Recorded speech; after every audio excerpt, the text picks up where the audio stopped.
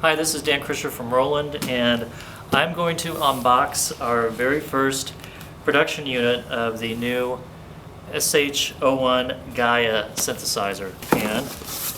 So here's what's inside. Let's first of all take out, we have the manual set. We get the manual itself. We get a cool book on enjoy creating sounds with your synthesizer, so a guide to like basic synthesis. Driver, CD-ROM, because remember the SH-01 Gaia can work also as a MIDI interface and a USB audio interface. And then we also have a DVD, which is, this is really cool. This is an instructional DVD that you get that walks you all through the different facets of learning synthesis on your Gaia. Gaia itself, so here it is.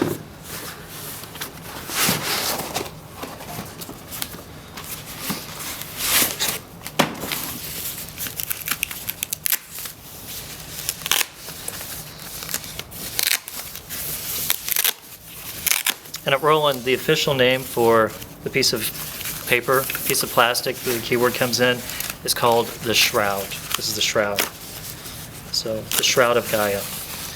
So, and here it is, brand new Gaia Roland SH-01.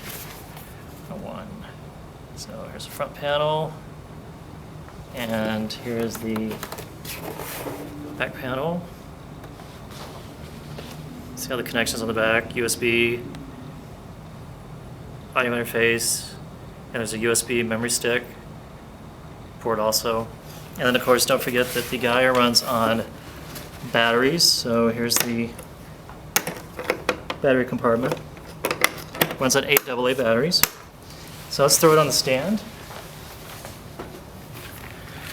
Output and left output. And again, you can see where USB memory for your computer, right here. Remember, this is a MIDI audio interface for your computer, USB memory, put a USB memory stick inside and be able to back up your patches directly to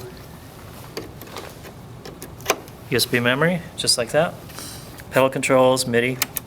So turn on the power.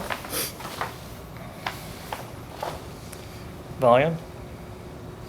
And then you boot up with user, preset patches, filter section.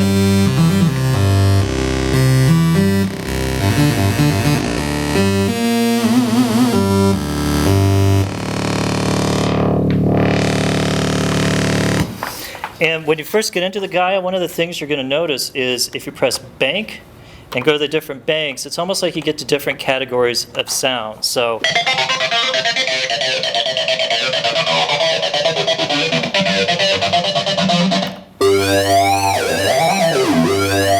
this bank's more like lead sounds.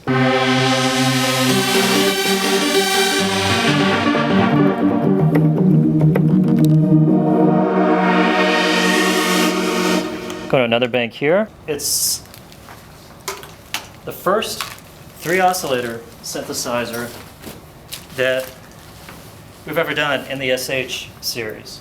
So it's 3 oscillators, and each oscillator has different waveforms, and the waveforms include saw, pulse width, triangle, square, sine, noise, supersaw, and then there's 7 variations of each oscillator. So you get a really wide palette of raw sound data to begin creating your sound. Basically, your flow chart of how to go about creating your sounds goes all the way across the front panel. And you actually see arrows that tell you you're going to choose the basic sound elements here. Arrow points to the next section. This is where you're going to take and create the color of the sound here in the filter section, and then the amp section where you basically shape the way the sound plays on the keyboard, how fast the attack, how long it sustains as you keep the key pressed down, etc.